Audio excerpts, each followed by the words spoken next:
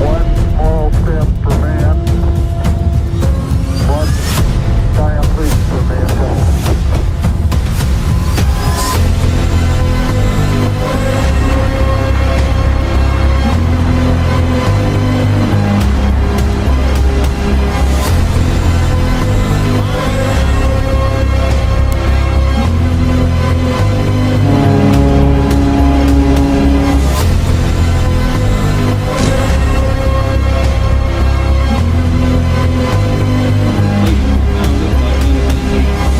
I have a dream that all men are created equal.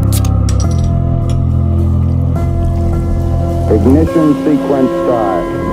6, 5, 4, 3, 2, 1. We have a liftoff.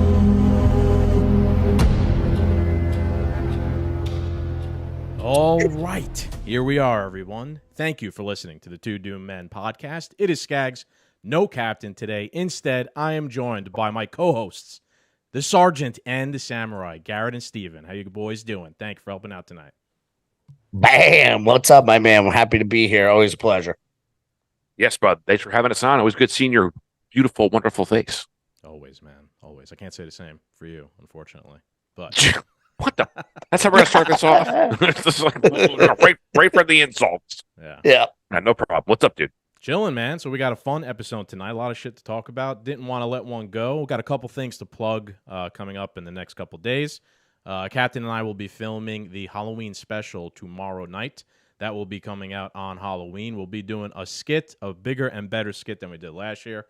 Keep an eye out for that. That will be right before the episode starts. Nice. And then we'll put it up separately later. It's going to be fun. I think everyone will enjoy it. After that, we're going to be joined some point next week by Lance from the Libertarian Party of Connecticut. He's going to be talking to us about the upcoming debate and the convention out in Connecticut. We talked about that last week.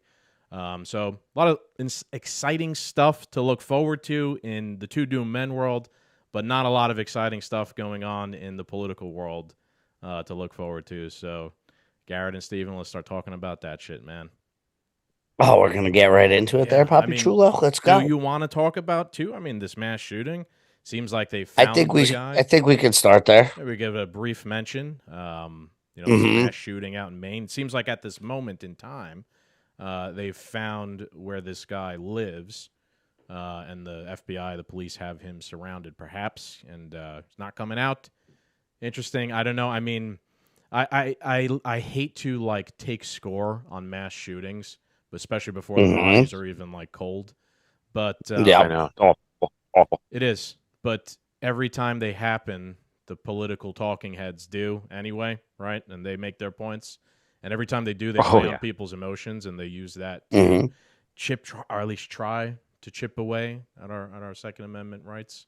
What do you guys think about 1000%. this whole thing with this guy this time? Well, I know I text. I don't know if I text this in the group text or I text you directly, but I'm like, this has the markings of literally brainwash, MK Ultra, CIA asset all over it, right? It really does. He's in the military, Well, or wasn't in the military. no, he's in the military. They said he's a petroleum engineer, so that's like what, gas station attendant. I guess so. I don't know. Yes. That's what I used to call myself when I was pumping gas. Like people would ask me, I'm like, I am a petroleum engineer. I would fuck around. Petroleum just like when you're a transfer street expert. pharmacist, you know. So, I mean, this is from Dom Lucre, so I mean, this isn't, I guess, official, but it says that I'm not going to say the guy's name while it's there, but that he was a trained firearms instructor, an Army reservist. He reported mental health issues. He was committed to a mental health facility this summer. Threatened to shoot up the National Guard base in Maine. Yeah. I mean, didn't sound like it was all there. And well, go ahead. what I was saying, right? Like just with that listing there, I'm like, for me, it's MK Ultra. It's a CIA asset. Like what they do with Timothy McVeigh, they pulled him out of, they pulled him out of what's it called? They pulled him out of the army, saying, "Oh, you're not a good enough sniper." But it's like anybody seen the recruit, right? People wash out, and then they're like, "We're gonna bring it to the farm," right? So, I mean, what better guy if you're going down that list, firearms trained, military trained, right? All that He other has all the stuff. And then, hallmarks, as they say, all the hallmarks of Russian disinformation. This guy has all the hallmarks of CIA, psyop asset. assets, Yep. something like that. Yeah, he does. does. I boiled it down to earlier today. I mean, he's a government employee, no matter which way you want to cut it up, right? You had a fantastic tweet with that today. I want to give it to you. Kudos to you when you wrote about. Yeah, can you bring it up? Do you have it by any chance? Because I think that is definitely well worth reading. Like I was clapping to my phone. I was like, Scagz, you had a You fucking did a slow man clap. on You're that. like, I slow clapped that one. That's it, man. Oh, when you hear it, you're gonna slow clap it yourself, because I'm telling you what, it was very well thought. And it was really just right to the point. Like, dude, there was no way around it. What he was saying was 1,000% correct. Yeah, it's Twitter's Hopefully funny they get his lately, ass. man. It's like not showing up even on my own feed for me to even get it again. But You know what? I see most of your tweet stuff on it's IG. not there. It's interesting. It's on IG, but I gotta open that website now and everything. I said something. It's not on your I mean, it was page? me. I wrote it. Why don't you just read it out then? I said something to the effect of, like a government employee. Or hang on, let me get it. Let's get the phone out. Let's quote myself. Yeah, get the phone out. Get the phone. Let's quote Scagz, because that was a good one. I appreciate that one. All right, thank you. This is one of your tweets of the week. This week, I guess. All right, I got it here. So I said, so a government employee who had been committed and threatened his government job committed a heinous act of murder that the government failed to prevent. Tell me more about how the government can solve this problem. And that's what you're seeing. Mm-hmm. And the reason why I said that is because that's what you're seeing, right? Like the government needs to do something more to take away guns, to ban assault AR-15s. I think Chris Murphy said today. Or whatever, like every cockamamie fucking thing they could think of to fix, someone like this, regardless of whether or not he's a CIA this or that, whatever conspiracy theory we want to come up with. Yeah, right? Like there's nothing you can do that will stop some insane person from committing an insane act, especially when you're not fucking take their guns away. That's how you stop it. Just take it all away. Well, what they said, him being committed for a certain amount of time, if he did have weapons, it should have been a 5150, and they should have taken his weapons, and he was committed, if I believe, for 2 weeks, a few months ago. At that point, his weapons should.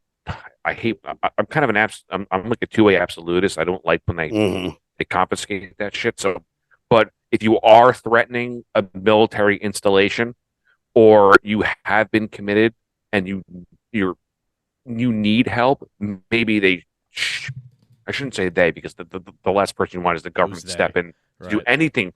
It's you're allergic, as I don't know. am, Either way, even suggesting someone should come and take your guns for any reason.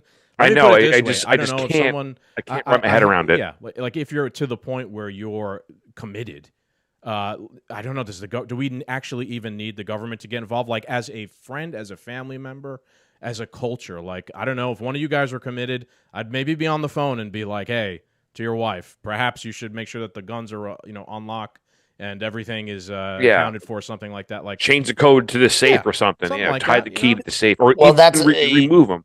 That was going to be my point, because I'm kind of allergic to it too, but at the same time, I mean, I understand where people can come from, and I understand the notion, but people get committed for different reasons, right? Sure. Obviously, this guy was committed for, if everything's on the up and up, this guy was committed for a certain reason and should have had their things taken away, right? They're I don't even like to say it. I can't even bring myself to say the word, right? But he should have. But I've also known people who have done, a 24-hour stay, crisis stay, whatever it is. You have certain reasons where some people shouldn't even have been admitted, and they were admitted because they might have said something, and some other bureaucrat was like, oh, I heard this kid say this, and we need to go get him checked. And they're on a mandatory 48-hour stay, right? where like they could have just been having a bad day How and do somebody heard we it some sort of prevent way, it from right? becoming the Salem witch trials, right? Like, that person's a witch. That person's a witch right now. Before you know you it, see, yep. you know what I'm trying to say? Like, before you know it, everyone's like with the turning whole on red each flag, other. with the whole red flag. Yeah. It's Well, that's like, I mean, usually, like you said, you saw all the talking heads, like the Crastines and fucking JoJo's right out the gate. Everybody needs an ass. Shut the fuck up. Sorry, yeah, but my what are you language. going to do? But like, I can't They're take not it gonna- anymore. Conference, no one's turning it in, and no one's going to come and get him. And a very good point somebody made was like, nobody needs assault weapons. Like, ask all the people in Israel if they Right. wanted their assault weapons. We're When 3 weeks Hamas was out. going house to house, I think it was DC Drano. I posted it today. I can try to bring it up on my end Even in Ukraine, they were driving around in pickup trucks throwing AK-47s at people and said, Yeah. "Get your ass over there." And we're start sending shooting. them guns to defend themselves against the Russians, right? But DC They had a thing Drano, in New York State where they were asking people to hand in their extra firearms, like people have an extra firearm or any firearm, so they could send over to Ukraine so they could fight for their own country. but we're not supposed to have ours because our government would never do that to us, and we're above that. They would absolutely protect you. Pinkies up, bitches. Like, it's insane. But what's it called? DC Drano said, good luck trying to convince Americans to give up their AR-15s after the world just watched Hamas terrorists go door to door slaughtering unarmed men, women, and children. If anything, Americans should be trying to buy more AR-15s and ammo. Okay. Yeah. Now, I know we all don't agree on exactly the propaganda that is coming out of the Mid East right now, right? Middle East. But just for the argument's sake and the point and the message, it's pretty fucking spot on. Yeah. Absolutely. All of he us, nailed it. Yeah, he did. All of us here would agree these mass shootings are crazy and we hate them, right? They're awful. People die. Who the fuck wants to be shot in masses? What I think it boils down to, at least for me, is it's an ideological point for me. Like, I understand, and so did the founding fathers, the monopoly on violence, right? They had just come out of a situation where a tyrannical king was doing everything they didn't like and kept guns away from them, so they couldn't do anything. They understand the just philosophical point where, like, look, there's violence, and people who wield the most violence essentially rule over everyone. So let's write into our founding document some wrench in the system, right? That, like, balances that monopoly on violence, balances that power. And not only will that kind of ensure the freedom of these people going forward for the next couple hundred years or whatever it is, hopefully, but it's also a built-in self-defense mechanism for the nation itself, which theoretically should prevent us from having to go on the offense to do all these things around the world. Like, look, the people here have guns as well, on top of the standing army, and that's why it references a militia in the Second Amendment. They understood the need for it ideologically or philosophically, let's put it that way. A lot of Americans don't. They're, like, eager to give that away. There's a reason why it's number 2 on the list. The most important things. 1, you could say whatever you want. 2, you got to have a gun to protect number 1. Yeah, don't be so eager to give that away. Don't give into emotion when people come make emotional arguments. But the people that, for the most part, I mean, you still have some gun owners that are like, I would give it up for the safety of people, and I call them fucking chance. Yeah, I call them pussies. But there's a lot of. How do I say this? Okay, so a lot of people, that are making decisions about violence have never experienced violence in their whole life. So they're giving you this fairy tale point of view of how it should be done and how it's going to go down, and how if an intruder comes in, you should shoot him in his big toe to save his life, even though he was coming in to rape your fucking children and kill your fucking dog, John Wick style, all that other shit, right? Jesus. But that's what they want you to do, right? What did Joey Basements even say? Like, just take a shotgun and shoot him in the leg. He literally said, shoot him in the leg. Why can't you just shoot him in the leg?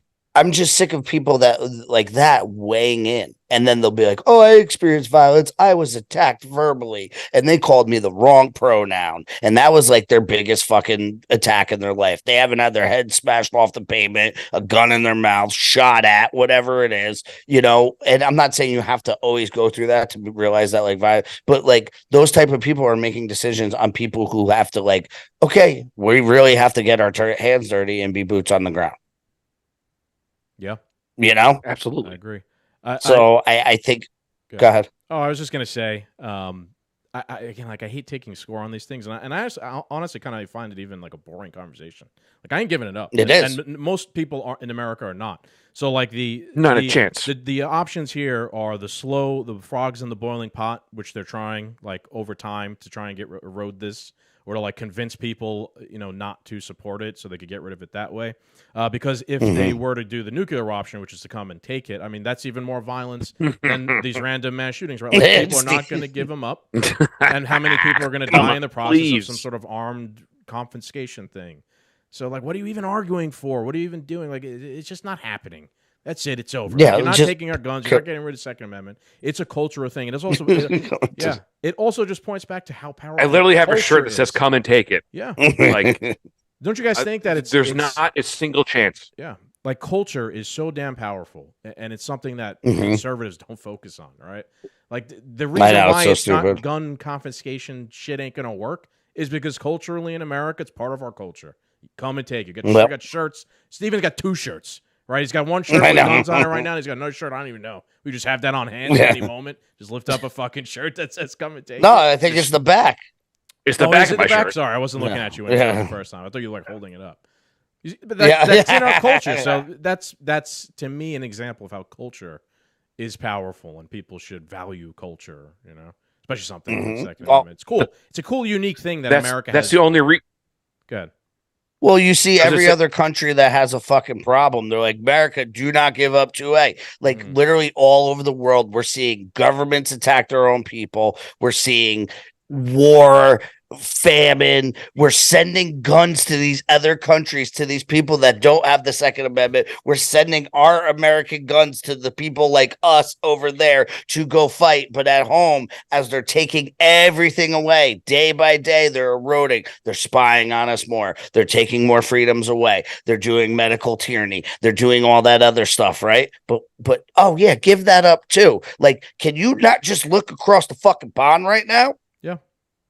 Not even But that. people are so arrogant in this country as well to go, that could never happen here. I don't think it's arrogant. I think it's naivete, a lot of people. And their thing is that it's okay. The government will protect me. Let's look back historically about all the civilizations that have handed in their firearms, what the government has done to them. With that said, if you need help, I'm going to rely on the government to come and try to save me. Dude, I got a volunteer fire department in my town. My house goes up in flames. You might as well just get out and just control the burn, because by the time they get here, coming from Wendy's, the house is already engulfed in flames. I live in a certain area that if I have to call the police, there's no ever reason for me to call the police. There's nothing that they can do that I can't do myself. I'm sorry. I'm not on any. I'm like, you have a sometimes shit job, a hard job, but I don't need you for anything. Maybe for you to come clean up the mess and take a couple pictures, and then arrest me, and then I have to go to court and hire an attorney to defend myself because something happened, because someone came in my house thinking that they had the one up on me. You're not gonna, because you don't know the layout of my house at nighttime. Plus, I might have smoke bombs, flashbangs, and booby traps. Whatever. What it is. I have a sign out here on the back of the cabin. It's like, if you decide to break in at night, just be aware. Like, we're armed and we have night vision. That's on. And we have night vision. Yeah. That's funny. I don't have night vision, right? I don't. But I the saw sign one is like, useful. Your Ring cameras have night vision. Yeah, that's true. All right, fair enough. So mind, I don't have Ring cameras. So I don't trust Ring cameras, but I do have cameras. Fair enough. Close circuit. Yeah. I saw someone had a thing. It's like, if you break into my house, it's because you're doing it at night and you didn't tell anyone you were going to do it, so no one knows you're here when I find you. Yeah, like exactly. Probably. So it's gonna be. I'm gonna.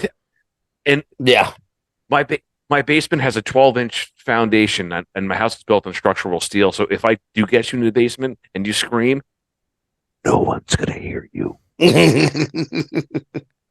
The all-day event. It would be an all-day event, he says.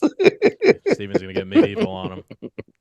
Yeah, that's what happens. Medieval on that ass. All right. Yeah, I know. So got any other let's thing move you want? on Yeah, I from was gonna this say, one. Let's move on No. to the two main No. topics. Yeah, it's such a boring topic because I'm so sick of talking about it. Because every time it happens, it's like, shut up, I'm not giving you shit. Yeah, exactly. That's what it boils down to. It's over. Sorry. Yep. So It's over. Sorry. The other two topics I want to talk about tonight is the new Speaker of the House, MAGA Mike Johnson, as I'm going to be referring to him from here on out until he's not the Speaker anymore. I mean, like the World War III drums are they're going.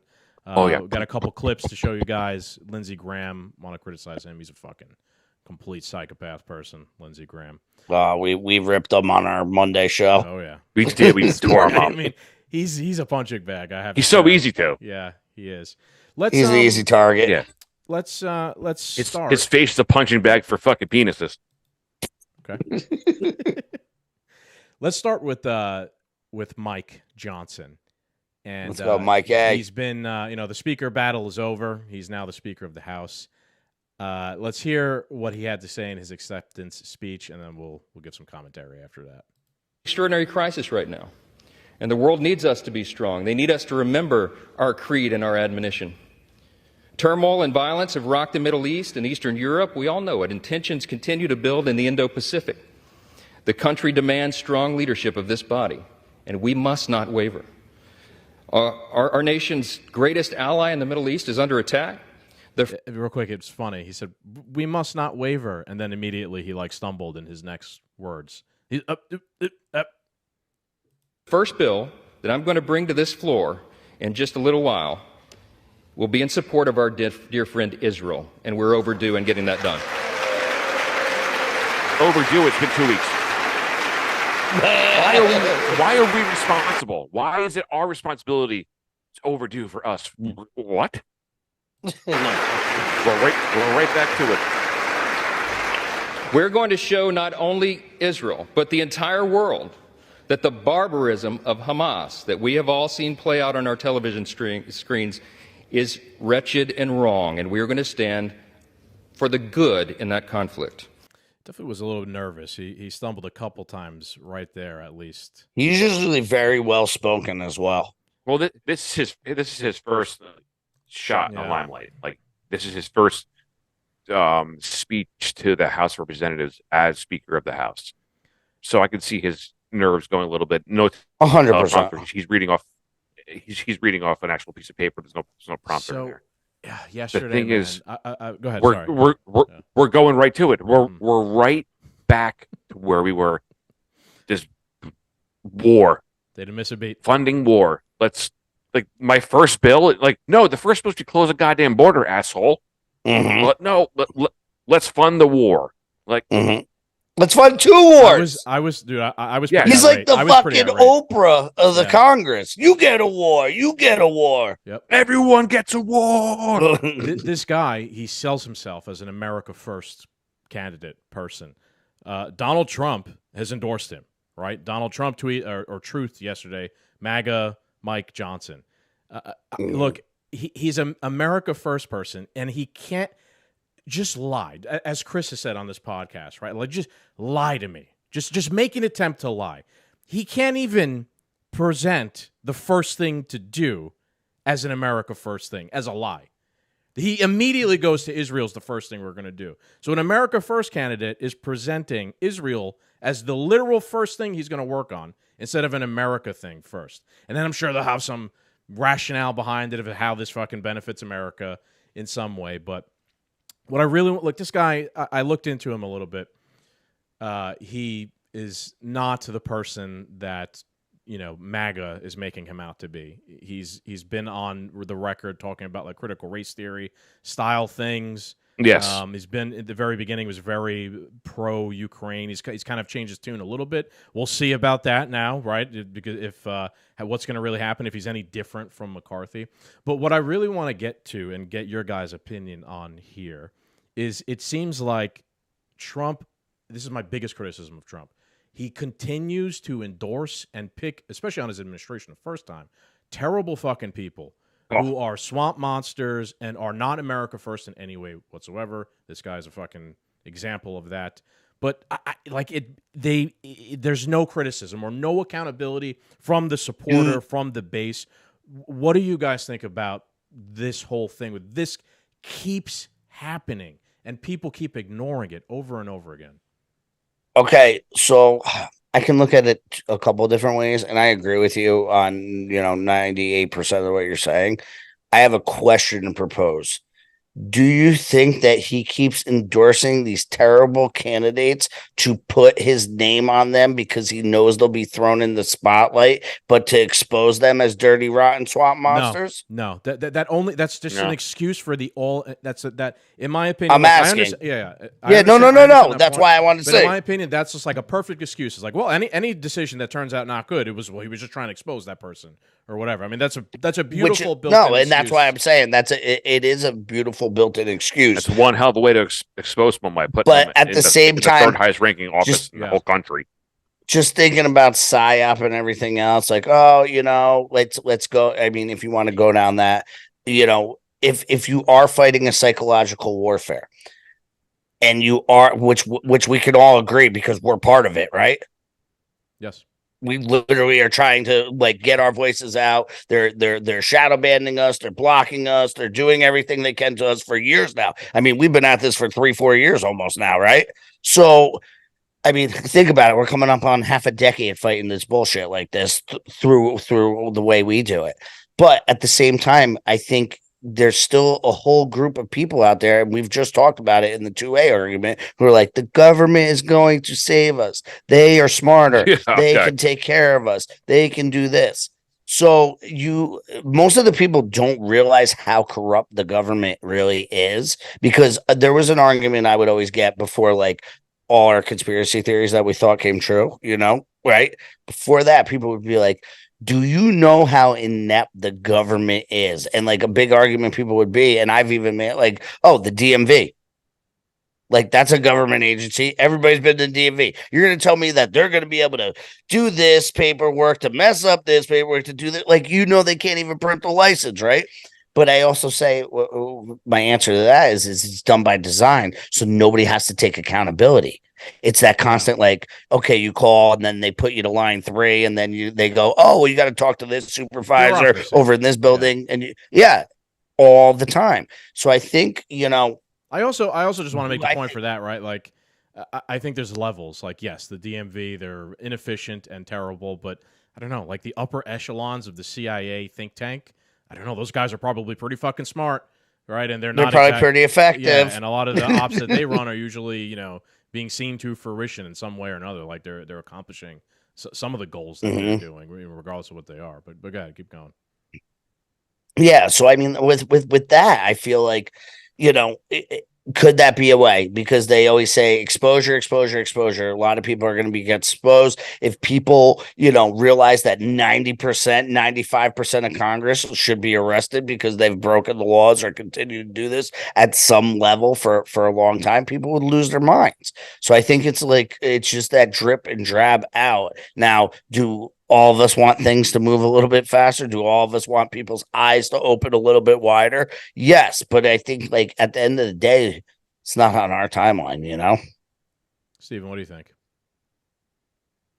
I don't know. I just think in reality that Trump's just like an odd cat. He's one of those guys that loves people to like him and love him, but then he's also ruthless behind closed doors when it comes to business things, which kind of transfers over from being a businessman into a politician. It's kind of the same shit.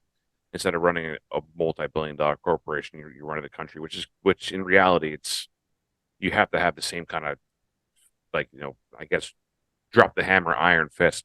But his need to have people like him and ego, narcissism. It's ego. Yeah, exactly. I need to be everyone's friend. Everyone needs to like me. But in reality, no one really gives a shit about you, and they're going to backstab you the first chance they get so they can get one up on you. You think he really thinks he needs people to like him? Look at what he's been through. He don't give a fuck. He says whatever the fuck he wants. Whether you like him or not. Everybody wants to be friendly and be liked. He likes that someone doesn't look down on him or doesn't look at him as a bad that's guy. Ego of being a fucking billionaire, fucking real estate mogul for years. He's been notorious for that.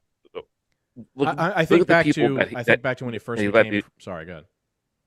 No, I was just saying, look at the people that he let in his administration around him. It's been a complete and utter failure, and they've screwed him behind his back the entire time. This argument, how about like a Steve Bannon? I thought Steve Bannon was actually a pretty good choice, and he allowed him to get like run out of the fucking administration at the beginning, but then like a John Bolton gets to take a high position in the administration. Insane. This idea that like every bad person, every bad decision, every bad pick is a way to expose another person. Did John Bolton need to be fucking exposed any more than everyone already knew that he was a neocon warmonger? Like, who's everybody though? I mean, we know who's everybody, but like, because we look at it. But we would have known anyway, though. Like, go ask a random person on the street if they know anything about John Bolton. No, they do not. Right? So, like, I just don't buy this. They couldn't pick him out of a lineup. I just like his mustache. That's it. That's it. And everyone's like, I would say 7 to 9 out of 10 people couldn't pick out those people out of a lineup. In reality. And that's how far they are away. Not our group of friends, but saying like the general population. And this is after has no idea what's going on. This is after the but you also we exposed him part, right? No, I get it. But you also and I feel like in that setting. So let's just take it like, all right, I'm in the martial arts community. Like I know everybody. Not everybody, but I know 90-something% of the people in my community because it's a small community. A lot of school owners know each other, et cetera, right? But you see guys going to work at it's like a pizzeria, one pizzeria to the other pizzeria to this to that, right? So in that DC pool of cest, there's probably only so much of a pool. Like he can't be like, "Yo, G, come in. You're the new intelligence committee guy," right? Like he can't call one of his buddies that is, a billionaire. Real estate, whatever he is, and be like, all right, you're going to be the finance minister. People are going to look. Well, you're also, but that's the other thing about being the bigwig is like you rely on other people to give you information. Like as an owner, especially if you have a bigger company, like if you work in a bigger company, like the owner's he might have like 3 of your supervisors that come in and advise him on what they're doing down there, and then he's going to make the decision. So if we're all lying to him, he's going to make the best decision because he trusts us. Okay, you guys aren't lying to me. Then we're going to put this person over there. Bad reflection on you then as the administrator to pick a bunch of people who are lying to you and advising. Yeah, but what happens if you didn't know? Because they're getting their information I don't care if you didn't know. It's like 6 times removed.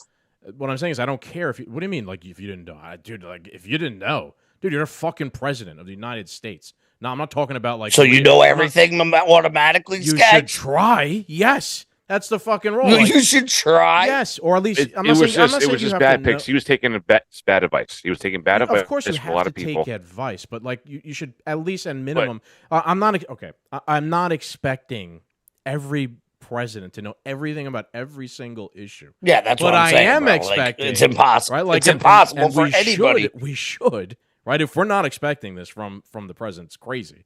We should be expecting that they should at least be trying to pick people who are going to advise them in the correct way, right? But you would think so, but look at a lot of these people's backgrounds, right? The government, we say it all the time, is like a giant business, and we're seeing it. It's a giant money laundering machine, everything else. But if you're like K. Pope, corn popper out of Iowa, who's literally a farmer and never had to deal, and I'm not saying that they're stupid or anything, but never had to deal with a business level of this business, and you're like, whoa, I'm out of my league. Maybe I should listen listen to Bobby, who's been here for 30 years. He might be able to advise me better, right? And I'm just saying, like, the reality of the situation. If you never ran a business and had to rely on other people for intel, and you're the one that has to make the decision off of other people, you have no fucking clue.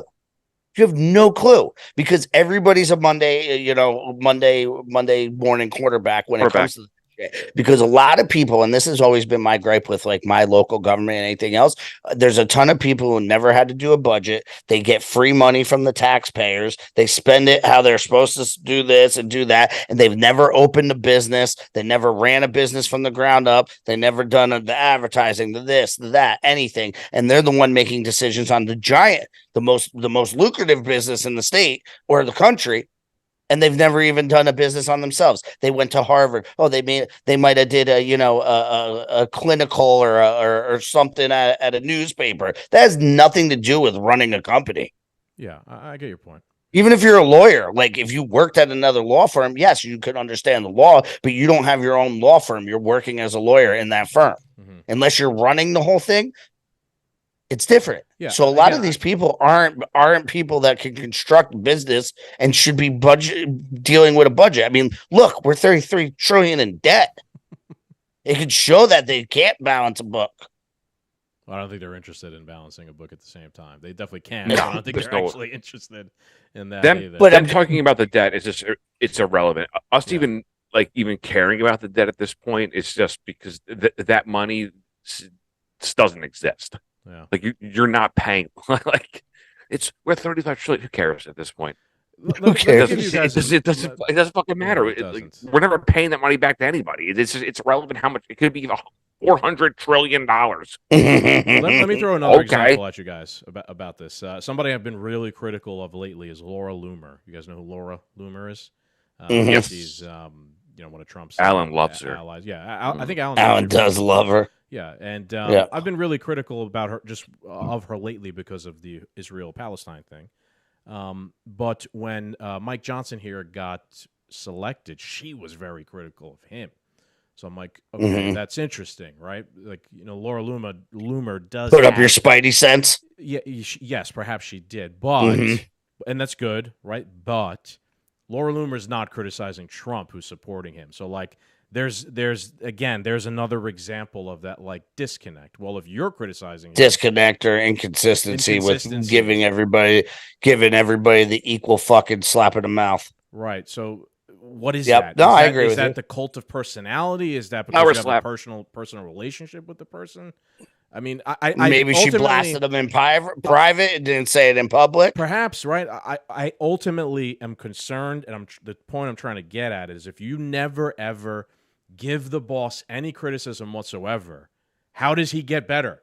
How does he make the right decisions? You guys are talking about picking people to put in positions to advise him, but you're then just picking yes men at the end of the day, right? Who just, yes, boss, everything's right. Everything you do is correct. Everything is, I mean, I don't know. Is Donald Trump right about every single thing in life always? Come on, dude. No, I mean, my biggest gripe with him was pushing the fucking vaccines.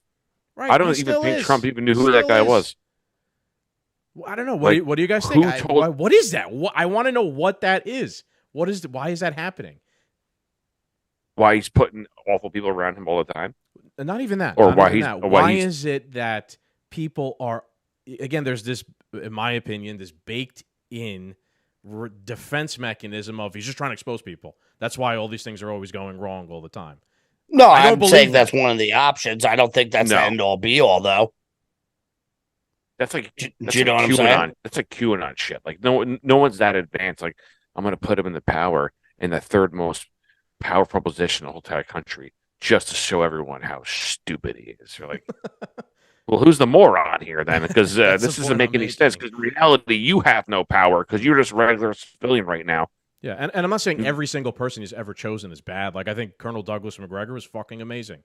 He's one of the primary people I go to like a guy who was in the military. When I want to hear about what's going on in the military, I listen to that guy. But again, like he picked him at the very end in like the lame duck session to come in and try and like fix a few things at the end. It's just like, why? Well, he brought in originally Mad Dog, right? Mad Dog sucked, bro. Mad Dog is against him now. Everybody loved him though, right? Why? Because he has a cool name.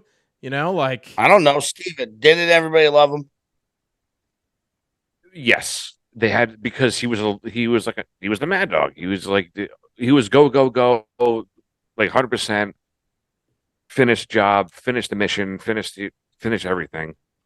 But that was at a general. You're sitting at like a chief level, like, but getting put as Secretary of Defense. That's all. you're talking going from like a tactical maneuvering troops on the ground to a bureaucratic position, Policymaker and a fucking admin. It's policy, and you're advising someone else. Normally, he's the one telling people what the hell to do. Now, someone's asking him for what they think that they should do. That's where there was probably a dynamic, because he was just it's hard going from like on the ground to administration, like being a worker to a supervisor, that quickly, and in that big of a position too. We were in the limelight. You're talking to the president, because they meet every morning. They're supposed to meet for the intelligence briefing every morning. I don't know if they did. They definitely don't with Biden, because he doesn't get up till 12. Maybe he's sleeping on the beach. Leave him alone. Yeah, they have an intelligence he's briefing taking a at lunch nap with Biden, not with breakfast. And his ball chin's melting off his face. Yeah, I mean, everyone did. Yeah, they liked him, man. It's cool, but in reality, he's not an office guy. No, we know it. We know what he turned out to be. But what I'm saying is the reason he put him in is it's because it was a known guy that the troops would follow. Thing to do. The troops would follow. True. Bad dog, right? Cool. It's cool, man. Right, but then he was basically we're talking about Mattis. He was essentially, opposed to Trump's agenda. Now, I said before, you don't want necessarily just yes men on your administration. Well, that's what I'm saying. But at the same time, you at least need to pick people. Oh, you want your cake and to eat it too, Scaggy? I don't know. If my agenda is America first, and then I'm putting Hillary Clinton and my administration, sorry, but that's you're not comparing Mad Dog to Hillary Clinton. They're not that far apart, dude. They're not that far apart. No. He lied to Trump about removing the troops from Syria, right? Again, this is part of Trump's agenda. America first. The whole joint, the whole joint chiefs staff lied. Well, not only did they said they did pull him, and they gave him false numbers, which is they're deep state, right? You put deep state people who are just tied to the fucking agenda. So now again, going back, who that deep in the game that has been in the military that long isn't? Dude, you even get to brigadier, general. It's brigadier major, brigadier major general. There's so many generals now too. Lieutenant general and general. Then there's no more 5-star. They got rid of 5-star. Eisenhower was the last 5-star general. Mm-hmm. But once you start getting into those rankings, it's no longer becomes a strict it doesn't become you're in it, you're in the shit. No, you're in politics. It's all you're political. in politics. You become a You are a military politician at that point. Yes. 100%. That's what happens if you're, and those are those are the type of people in my thing. I mean, I haven't met them all, and I don't want to disrespect anybody because I haven't met it. But just overall in general, people that are going to climb that ladder that few have climbed doesn't mean that they're not, but they like that little hint of power. They like that little overseeing of the minions. They like that. So you're only going to have he can't go outside and be like, you know what? Taking the general for Ukraine for 200, Alex. He's got a smaller pool to pick from. Yeah, there's only so many generals in the army. Oh, dude. Well, hang on. This is something that Colonel Douglas McGregor has one for each division. What's that? Right, 3 for each division. How many generals there are? There's probably 30, 40. So the total number of active duty general officers is. It says it's capped at 231 for the Army, 62 for the Marine Corps, 198 for the Air Force, 230 for the Army. It's saying capped. Let's see how many 4-star generals. There's also a lot of. So there are currently 39 admin. There are 39 active duty 4-star officers in the uniformed services. Yeah, Steve was sitting around 30 plus. Again, going back to Colonel Douglas McGregor, I've been hearing him talk about lately. Well, we fought World War II, I think, with 6 generals, right? But now there's 39. It's almost representative in a sense of it's too much of what the government has become since then. It's this monster, this gigantic. Well, it's also diluting that title. But yes, and we somehow fought the largest war of all time with 6 guys in charge. But now we have 39 guys in charge. and we're not fighting the Too largest many war at the too many moment. chefs in the kitchen. That's what it is. Yeah, so And I mean, there's but too going back to many the point before, different- you're saying that there's not a lot of people to pick from. There's too many people to pick from. No, but in the grand scheme of things, Scagz, you have a pool for the 6 best positions, and you have 30 guys to pick from. It's not like you have 200 candidates coming in, and you're like, oh, that guy might be good. Oh, that might be good. Now you got to all remember that pool of 30 candidates, right, have been dealing with the government bureaucracy, and they've come up through it for at least 2 decades. Right. Of the worst propaganda and everything that this country's seen in years. So you're going to tell me they're not tainted? Yeah, well, that's how you get ahead now at this point. Anybody. Because it's a bureaucratized But system. that's what I'm saying. So the pool you're got to choose from is this big. Everybody's fucked in the pool. Mm-hmm. And then you're going to rip on somebody for pulling out of that pool because that's the only pool he can pull out of. No, I'm yes. Now, yes, if you I open am gonna another rip, pool- I am going to rip on someone for pulling out of that pool because you don't have to pick from that pool. Trump actually didn't pick from that pool when he picked Colonel Douglas McGregor. There's a reason why his name is Colonel Douglas McGregor. He was a colonel. But what He wasn't a position did general. he have? He was a colonel. Colonel Douglas McGregor. But- That's his title. Yeah, no, but what position was he in? He was Secretary of Defense towards the end, I believe. Towards the end, right? Yes, like in the lame duck session. Let's see. Okay, so now when he first gets the in, lame he duck probably is has to when think, he's after he lost the general election. From that time, from November to January.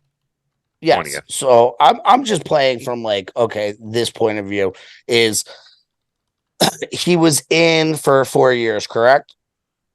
Who? Trump? So Yeah. yes. So I'm just saying he was in for 4 years, correct? So the first guy he pulled was real who? quick. Let's be accurate, right? So he was senior advisor to the acting Secretary of Defense, Colonel Douglas McGregor. Yeah, so he wasn't the Secretary of Defense. But he was the top Who was? advisor to Christopher Miller. He was the top advisor, but we just said that like he wasn't getting good advice. So what the fuck does him being but a his top advice- advisor mean? Okay, he wasn't. But getting that's what good I was advice. saying. But that's what I was saying in the beginning. If you have 3 advisors underneath you telling you to advise your person this way, so me and Steve are telling you, Scagz, you go to the president, this is what's happening, and your guys on the ground are telling you what's happening, but we're lying to you.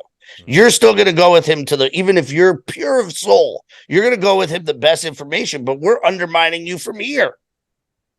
So you think you're giving good information, right?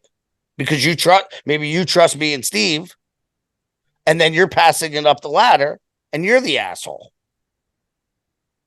Yeah. So it might have not been vetted 3-4 down, and it's like telephone, right? Game of telephone. You're like, I'm coming next door, and then the next person's like, I'm coming next door in your friend's butt. Okay, and then blah blah blah. You know, like it just keeps getting. Yeah. Steven, stop it! You said something funny on Monday. What about sucking the predator's hog? Yes. Yes. All right. Excuse me, but you know what I'm saying, Scagz? Yeah, I know what you're saying. I think we're getting lost in the weeds here in terms of administrators and advisors and things like that. But I don't know. The In point. reality, it's all the same clusterfuck. Yeah, I guess you could say that, right? In reality, they all suck. Yeah.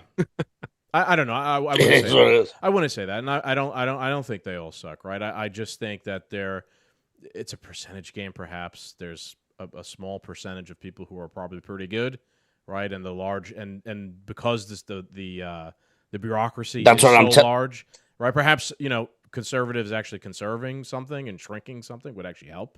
If you shrunk this size of this thing, that would help because there'd be, I think there's something to a little bit of scarcity, like a little bit more competition for, if there's only 6 positions of the top guys, then you're gonna have to be really fucking good in order to get one of those. I agree with You you. want the best of the best of the best of the best. But when you have Like Top 39 Gun? spots, it's diluted, and and it's just That's why I said it's been diluted over the years. That's done by design again, going back to my DMV argument. yeah. You It's know? a never-ending monolith of the state, just constantly growing.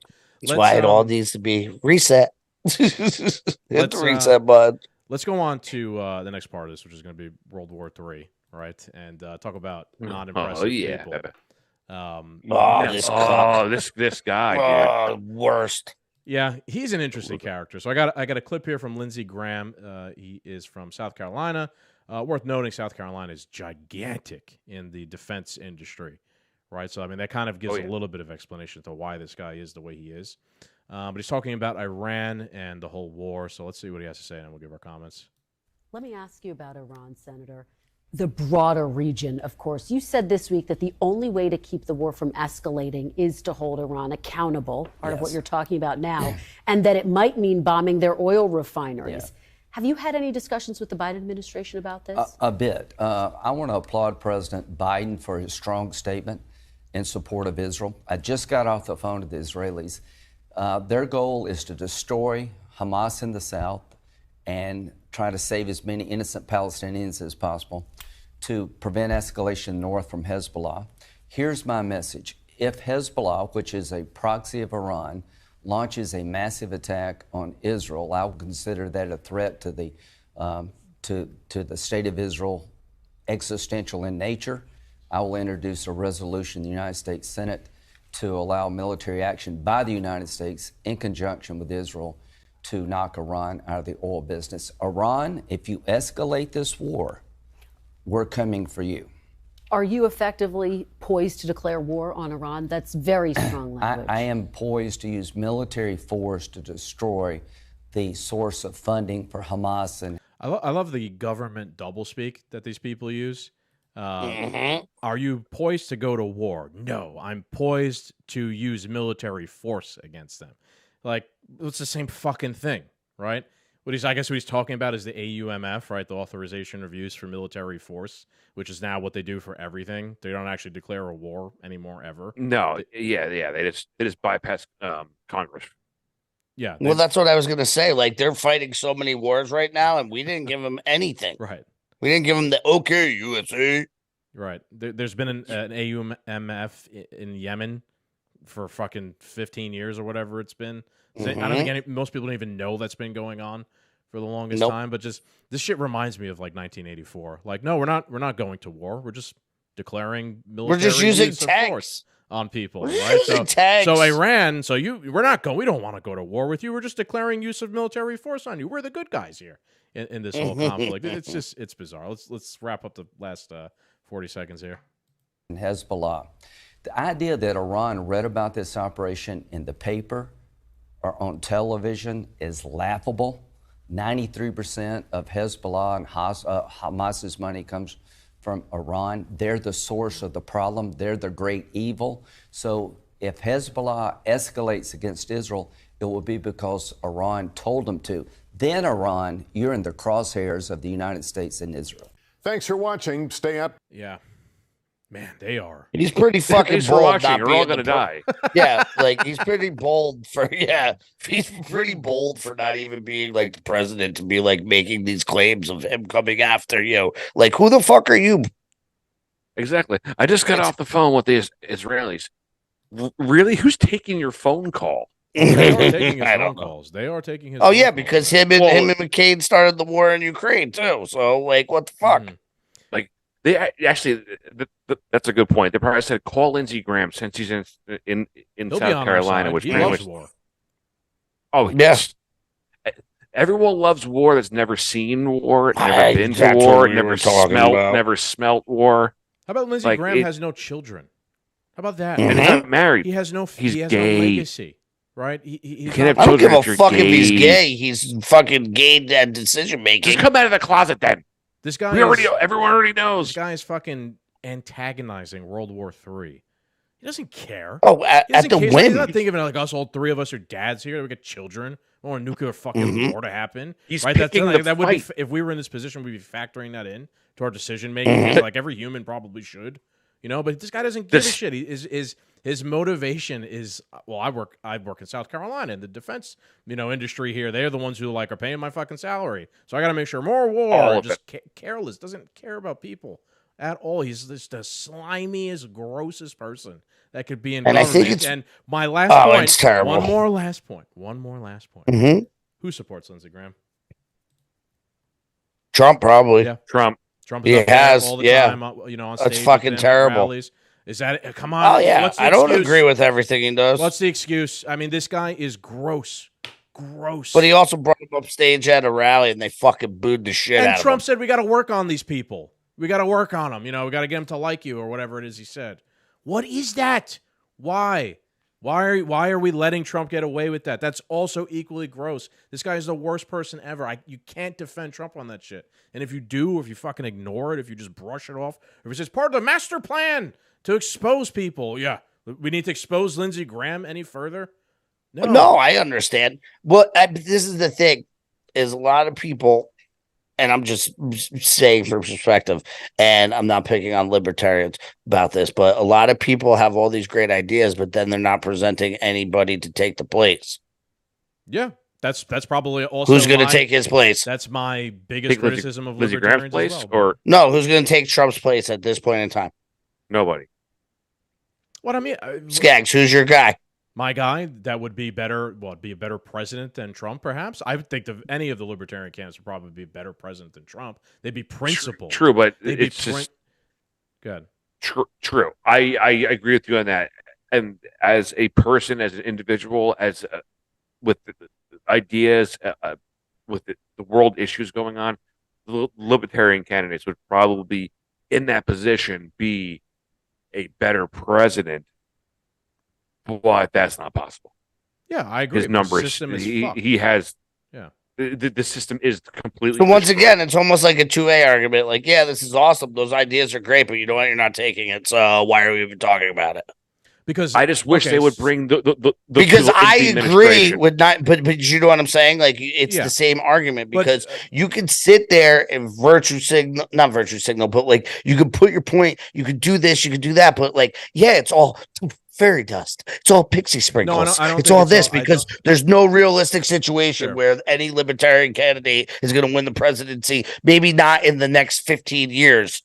I would like to see it because we agree with a lot of stuff that they say, right? If Trump was smart, he'd pick one as a running mate, or he'd put him in the administration. Who? Build him up. If Trump Who's was big smart, enough for somebody to know? You see that no actually one knew. would make sense. No one knew because it goes back to the culture war. No one knew Mike Pence. No one knew Pence before. Who the fuck? Pence? He was just some fucking weirdo who's trying to head these camps to But who do you think would be a good fit? If you know, like, because I know you obviously Libertarian Party, right? If you know that they have no shot in fucking hell to be president, who would be a good pick for him to pick as a VP and a good advisor? Trump, no, that's what I'm asking, Scagz. Okay, so Trump is not going to pick a libertarian candidate as his vice president, first of all. So I mean, we could have the thought experiment of who should he pick, right? But he's not going to. Well, you said that but that's the thought experiment of going like, hey, man, any libertarian candidate would do it better, but it's not even a realistic shot that they would be in there. No. And I agree with you that they probably would. You're saying it's pixie dust. No, but answer that question. It's this. What's that? But answer that question is like you keep saying, yeah, but but if you can't make that point, if you're saying there is no chance for any of them to become president in this next cycle, correct? Correct. So any of their ideas at this point are obsolete. No, that's wrong. That is absolutely wrong.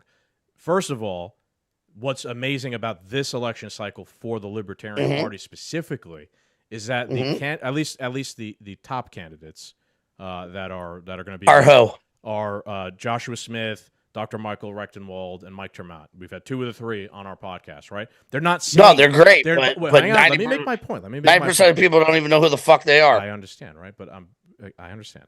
But they're not saying we're going to win, as previous libertarian candidates have sold you this bullshit idea of we're going to magically fucking win the third party and somehow win, which is obviously not true. They understand that they're not going to win. They understand that the goal and the purpose at this very moment in time should be to message, right? Should be to use it as a soapbox, right? To stand up there and be like, look, this is what is right. If you don't want to listen to us, that's fine, but it still is right. The ultimate example of that is Ron Paul.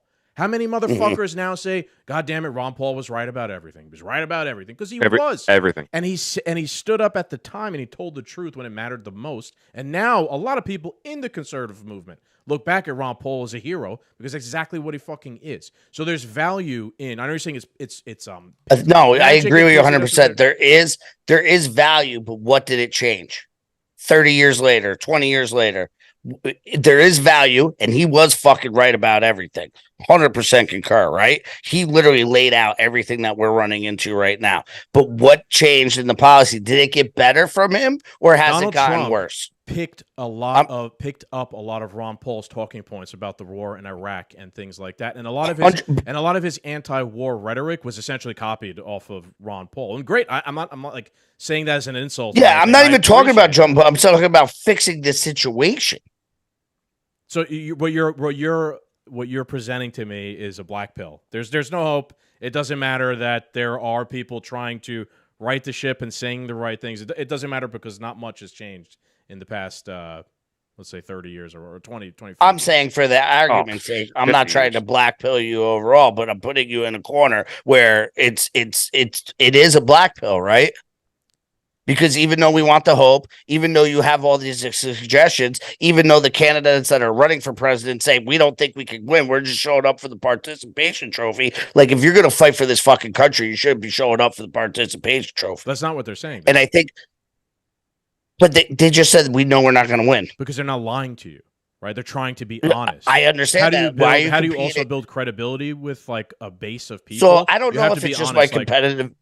Yeah, I don't know if it's just my. Sure, you do have to be honest, but you know what I'm saying? Like maybe it's just my competitive nature. It's like it's not like you're gonna show up and like, yo, we're playing beer pong, and you're like, oh, I'm just here to have fun. Scagz, you're gonna try to beat me. Yeah, but beer pong and running for president in a corrupt system are not the same thing. You're comparing. I'm just saying in a simple terms for us simple folks. Yeah. No, but it's a simple thing. How do you start? If we were running an election, we'd be trying to beat each other, right? Sure, yes. Okay.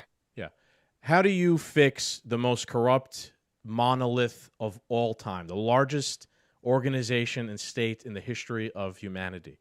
Right? There's no easy. It's answer. Crazy. You guys, there isn't. Look, Reset. The Trump supporter is not. It's not easy, right? Like even if you do get Trump to win, obviously it's not easy if he was in charge, right?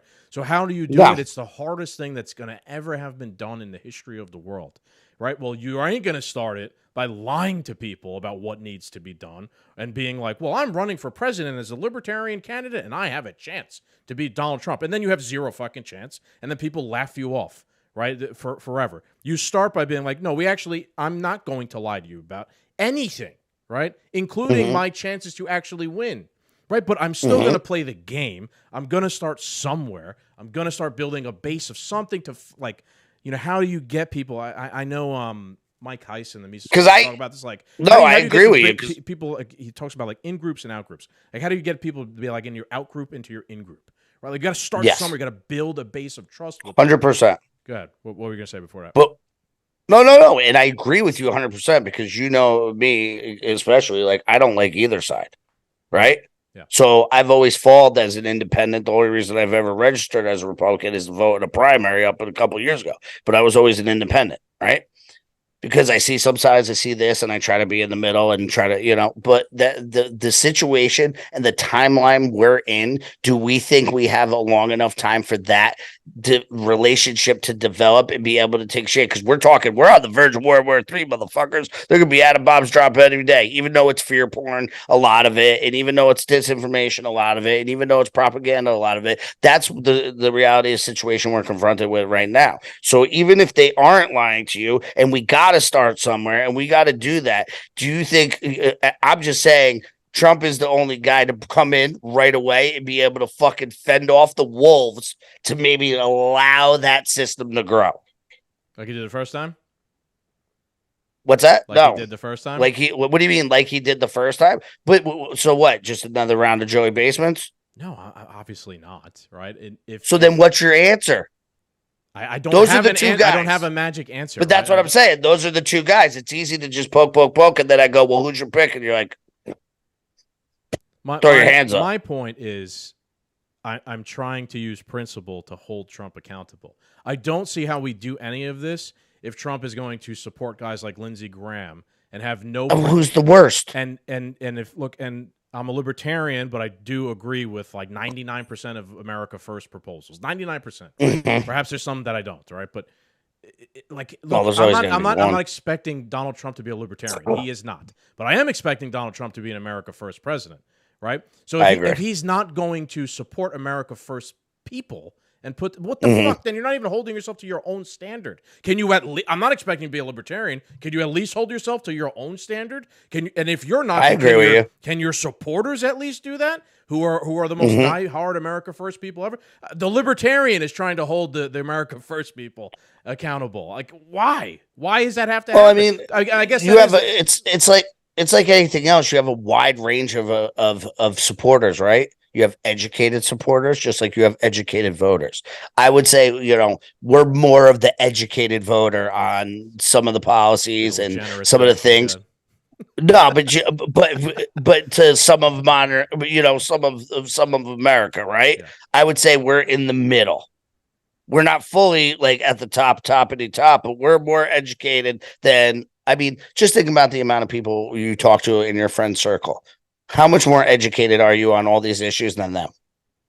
For the most part. Well, I don't want to sound like a fucking stuck-up snob, but yeah, probably. No, but I'm just saying in general, we're just having a real. So I wouldn't even phrase it that way. I wouldn't say I'm more educated with them. I'd say people are still a bit on the naive. Political realm. I'd say people are a bit naive. I wouldn't say that they're not educated. They're a bit naive as to the reality of what's going on. I'll point back to now. Is that a thought process that was chosen to be that way? By those, because I have people that are like, dude, I can't even look at it. I don't even want to look at it. I don't even want to look at it. I got to worry about this, and this. And they choose not to look at it because it brings that level of anxiety. Are they choosing to do that? Are they choosing to be naive? I don't know. Or is that like a built-in self-defense mechanism that most mechanism, right? Yeah, it's crazy, right? Because I could say from my personal experience, I know a ton of people that are very well-educated human beings, smart human beings, but choose to not look because they don't want to see the train that's coming, because they know it's coming in their head, but they choose not to. Oh, I got to get my kid to practice. I got to do this. Oh, you can't look into all that. So, well, there's a difference between being naive and prepared. There's a difference between being willfully uneducated and educating yourself. So I think a lot of the public, and I'm not talking about like education from school, but just allowing yourself to obtain knowledge.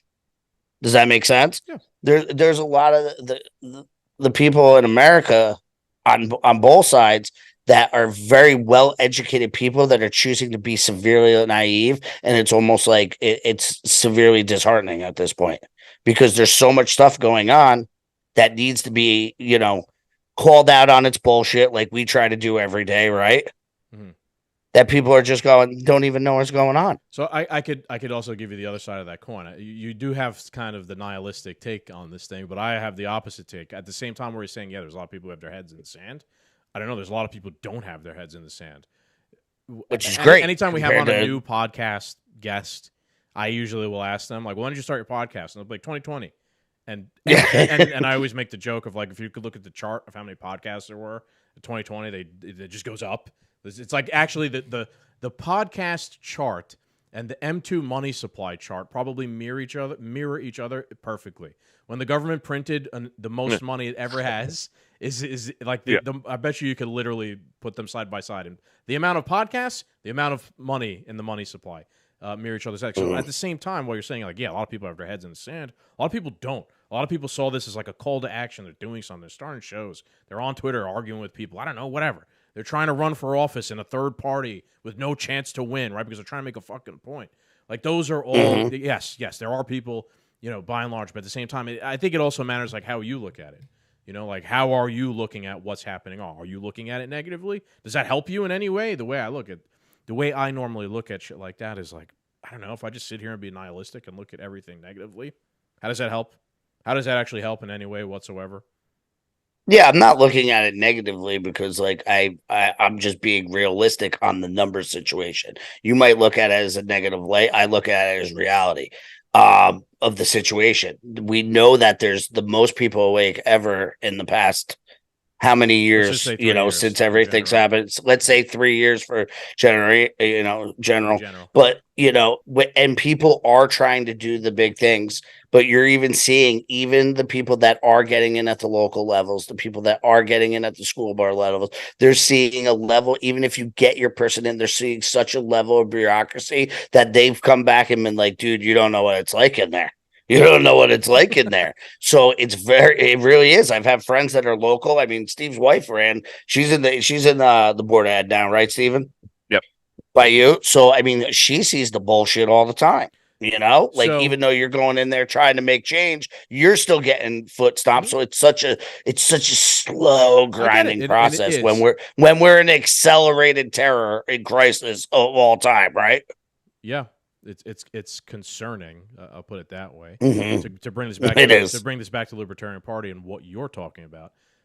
I know one of the main focuses right now is, again, let's be realistic. What can we do in the short term to actually get some more liberty in America?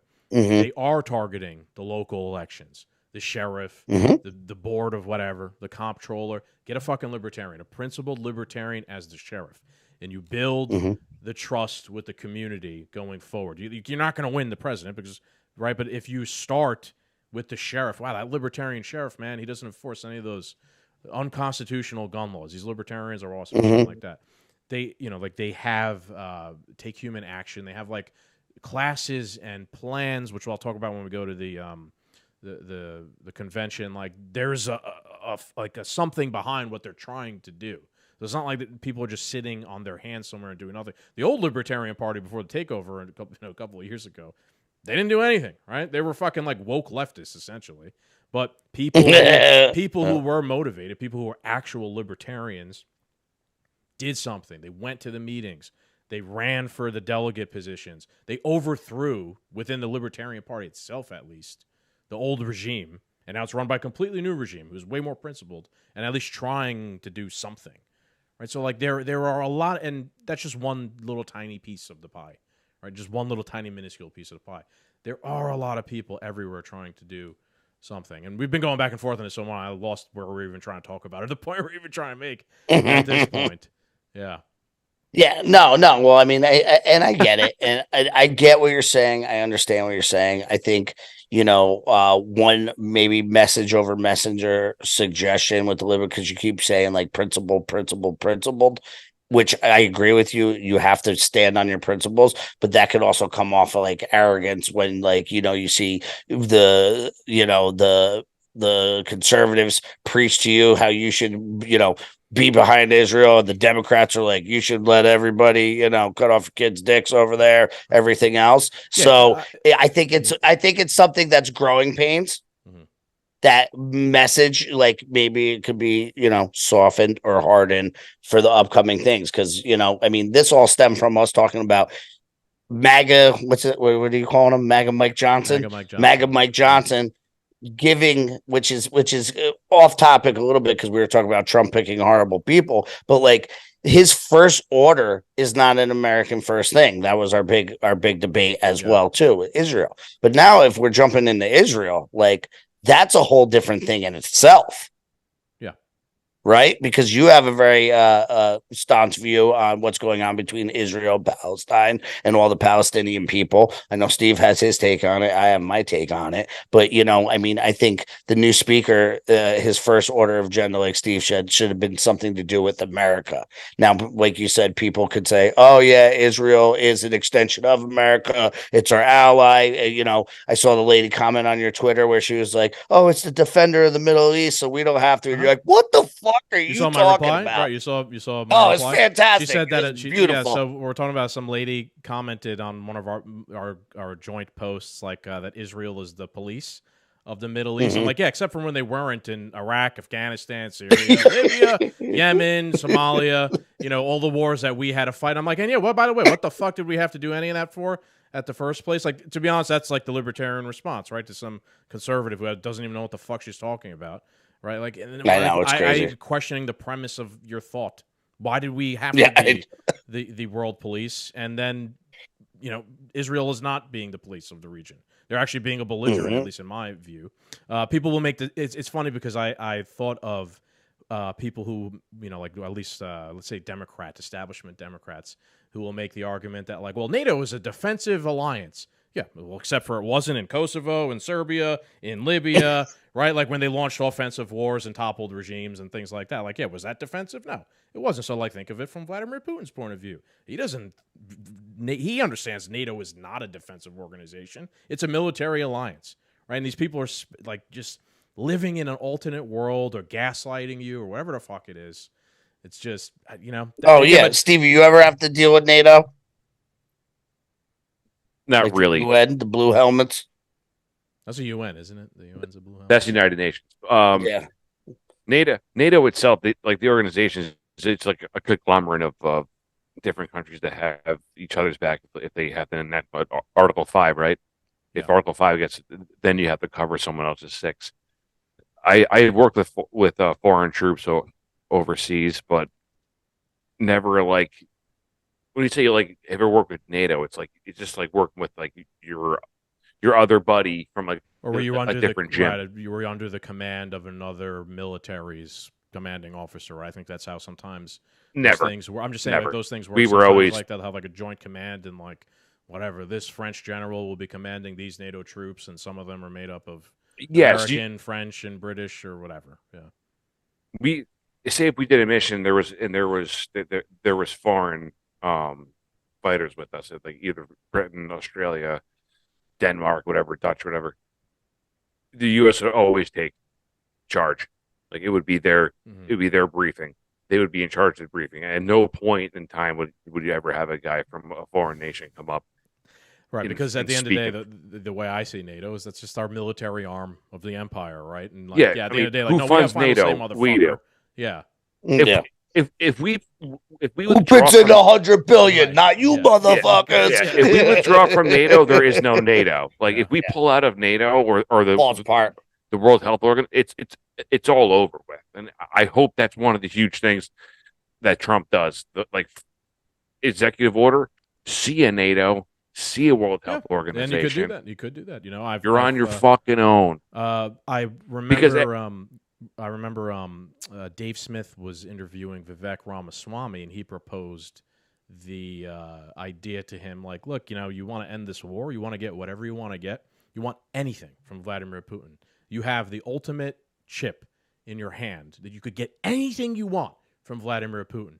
You say, I will take the United States out of NATO. Give me this, give me that. Vladimir Putin will fucking get a piece of paper and he'll sign anything you want. Literally, he will do anything. He'll rip up his alliance with China. He'll give Ukraine its independence. He'll probably even get rid of the fucking nuclear arsenal to some extent that they have there in Russia, right? If you just use that leverage on him, right? Because he sees NATO as an aggressor to him and a threat to their existence. Of course. And if the goal is to like have peace, and these people are saying like the goal is to have peace and to get rid of no, it's not. like I know it's not. Right? Well, why don't just use anything on the table that you can use to achieve that, right? Why do you need a military alliance if you could make peace with the person by getting rid of the military alliance? Isn't that preferable to using it as a war and getting fucking 50 million people killed?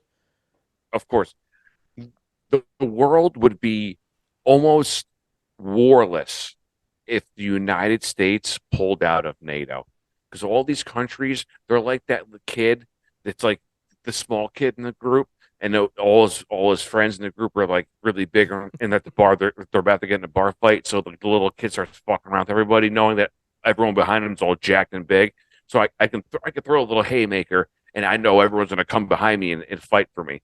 If those guys aren't behind you, that little shithead ain't throwing a punch. Mm-hmm. And that's what all these countries do, because they know that the U.S. is going to provide all this funding and all this military assets to cover them. And in reality, if all the countries surrounding Israel, which are all Muslim, Jordan, Syria, Egypt, Iran, Iraq, Gaza, if they wanted to, they could fucking annihilate Israel. Before the U.S. got a missile off, if they really wanted to, they can just bombard them and just level that fucking New Jersey size little shit. Yes, but I think then that would. But it would spark the biggest war the world's ever seen. Right? Yeah. But but all those countries around them know that they're in. Samson. But all those countries know that like they're in NATO. Like that's their like little retarded little brother that just always picking fights and shit. I love. That's all they are. They're minuscule and all they produce is what? War and death. Yeah. Isn't that their biggest thing, Israel? What's their about export? Military intelligence and weapons. Like they don't export anything. I haven't bought a bottle of whiskey from Israel in a long time, or a bottle of wine from Israel in a very long time. There's no Israel section at liquor store, and the food sucks. What about kosher? What about kosher shit? That come from Israel, or that the rabbis around here? Got plenty of good American Jews here that are making good kosher food, man. Yeah, of course, right? Their food sucks. No, they make good food, dude. You get some nice like bagel with lox or something like that. It's okay, delicious. They make a bagel. Yeah, man, bagels are amazing. Well, come on, man. We're from the Northeast, dude. You get the best. No, I love bagels. Over here, a good bagel. I'm not a lox guy. You're a lox guy, this guy. I love it. Do you? Yeah. They make great food. Bagels. Let's Scagz Daddy owns a good deli. Oh yeah, or a good butcher shop in the Bronx. Yeah. Pork store. Let's circle back real quick to Lindsey Graham, real quick, and one last point I want to make on this. You guys see how, although the war is going to be between Israel and Palestine and Gaza, it's almost like they don't even reference that. All they are referencing is Iran. Iran. If Iran does this, if Iran does that, then we have to go to war with Iran. And it's Iran who's behind everything. It's Iran who's behind Hamas. It's Iran who's behind Hezbollah. It's Iran who's behind the attacks on the American military bases over there. I said it Monday. I said they're just getting the war they really wanted if Hillary got in. Yes. Iran. And always I wanted Iran. Like they're saying, they're saying that there's been attacks on U.S. bases right in Iraq and over here and over there. In Syria, so first point, funny. Why are there even still bases in Syria? Why are there still bases in Iraq? But then they're telling you it's Iran who's behind. It's Iran militia, Iran proxies are the ones doing the attacking. Can I see like your exact evidence that that's exactly what happened? Are you sure that every militia that's attacked the base is exactly backed up by Iran? Like, where is the irrefutable proof of that? Are you just saying that because you want a war with Iran? Is a militia even targeting the base? Or is it a CIA operation targeting an American base? Like, how the fuck do I know that for certain? Whatever it is that this guy is saying. How easy would it be? We talked about how we talked about being careful about saying how Hamas is going to do a terrorist attack in the United States, because how easy would that be to use a false flag? How easy is it to do a false flag in the middle of fucking Syria? Is there any independent war correspondent sitting out in the desert watching with binoculars an American base and see exactly who it is that shot off the missile? No, right? It's an attack happens and then you're relying on the word of the intelligence agencies to tell you this is who did it. I don't know. I'm not there. That constantly lie to you. That their sole purpose on earth is to lie to you and make up stories. And I'm not saying I'm not saying Iran doesn't have any axe to grind or doesn't do anything like this. But I mean, you're going, Lindsey Graham, a fucking government person on major network, he's a and piece you're of shit. Threatening Iran with war for attacks, and I don't know. They said the same thing about fucking Iraq weapons. He's got weapons of mass destruction. They did. Colin Powell held up that thing in the UN, and that was completely fake. Yeah, and they knew it was fake. Yeah, and most of these same people are still in government from that. Have you also seen now on the conservative media, that you don't see it on the leftist media, but on the conservative media, which I also think is a little bit of wardrobe meeting, is that Kerry is under fire for being an Iranian spy. I think me and you were talking about that the other night. So, right. So you got Kerry as an Iranian spy. Then they said that Biden, they actually took out Iranian spy network, like high up in his cabinet on this one position underneath there. So I look at it two ways. Obviously, every government's trying to infiltrate every government. So you have Russian spies, you have Chinese spies, just like we have spies everywhere trying to infiltrate all these other governments as well. I think it's, we all knew John Kerry was dirty. He did the Iran deal. He was following Donald Trump around, making backyard deals for Barack Obama while Trump was president. We know that happened, right? So we know these people are corrupt. We know. I mean, look at my state senator, Bobby Menendez. He just got charged as a foreign agent to Egypt, which is right next to where? Israel. These motherfuckers are doing this stuff because it's a money game, and a lot of them, I feel, Bill Gates. are communist, and they are trying to destroy America from the inside out because we are a lion. We are strong when we are together. We have these amendments. We have everything else, and they know that it has to be eaten like a cancer from the inside out, and that's what we're seeing going on right now. Yeah, I mean, it's likely. It's a good tactic, right? Like America's just physical, geographical location is hard to penetrate from an exterior force. You know, I think it was the president of El Salvador. They have to go internal. There was a clip from that went viral recently of the president of El Salvador. He was talking about this, and you know, he was saying about, like, how the only way America to ever fall is like if it's from the inside, like rot from the inside or something like that. So he gets it, you know. Yeah, it's something to be aware about. Like, it's also, I could actually even spin that right now into, you know, like they want this World War III with Iran. Is it a successful plan with a rotten, you know, culture here right now? Like, if, you know, I think we all probably would agree if this is to spin into World War III, they're going to have to use a draft, right? Like, I don't think they have enough manpower to fight 3 wars at once. Not even close. Right now. They're going to have to pull from the population, and they've, you know, the population has become like kind of rotten right now. The culture, at least the younger, right? Not everybody. I'm talking very generally here, but like, that's just not like a winning strategy. You know, it does sound like you'll say like, but what happens if it's designed not to win? Right, that's what I'm saying. That's what I was just saying. It does sound like what you'll say is that it almost seems like by design to. It does open borders. Look what they're doing. Who they're letting through. Look at the problems we're gonna have. We're the mass shootings, everything else on the inside. We are screwed. Right, so we have all these things happening. You're seeing our trade agreements. You're seeing our money being funneled and siphoned away. Like, I always say, you can't fuck up this bad unless it's on purpose. The government's pretty inefficient, 100%. but right, it's, you know. But that goes back to our other argument, right? CIA, like, but think tank up at top. Someone's thinking. I'm pessimistic. I think this country's over. It's done. No, honestly, we had a good run. It was fun. But we elected retards and we kept them in office, and this fucking end result. This is what you get when you let someone who's fucking 90 years old in a wheelchair who can't speak and has a power of attorney still being able to cast votes for this lives. For our lives. And our children's lives. Everyone in here has been in Congress since like the fucking 80s and 90s. Yeah, like I just said before, the same people who were, you know, took part in the Iraq War, voted for it, had their fingerprints all over it. In the first Iraq War. Same people. In the first Iraq War. Right, there's some people that are still in the Senate from fucking the Iranian hostage crisis. I'm saying, like, their fingerprints are all over that shit, and they're still here. Biden's been in Congress, in the government, since fucking there was troops in Saigon, bro. Yeah. Mm-hmm. Since Viet fucking Nam, that motherfucker's been in office. Like, maybe it's wild. Maybe all it's going to take is all these people die of old age, and a whole new, younger generation. Dude, they're going to live forever. They're going to live forever. I don't know. Why? Dianne Feinstein just didn't prove that one wrong, but. Why? I mean, she lived a long time. Sorry, she lived to like 106. She was like the crypt keeper. She had like that one island, and then people were taking votes for her while she's under power of attorney. It's insane. That's how much of a joke everything is right now. It's a fucking embarrassment. Let me and they're walking us into a war that is going to wipe off most of civilization.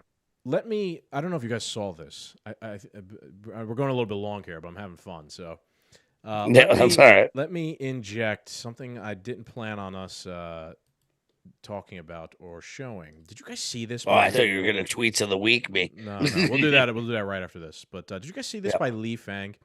Lee Fang? No, I did not. He shared this yesterday, and he's saying, I talked previously to several lawmakers in Congress who explained that the devotion to Israel, including U.S. weapons and money, is part of their religious belief, grounded in the Bible.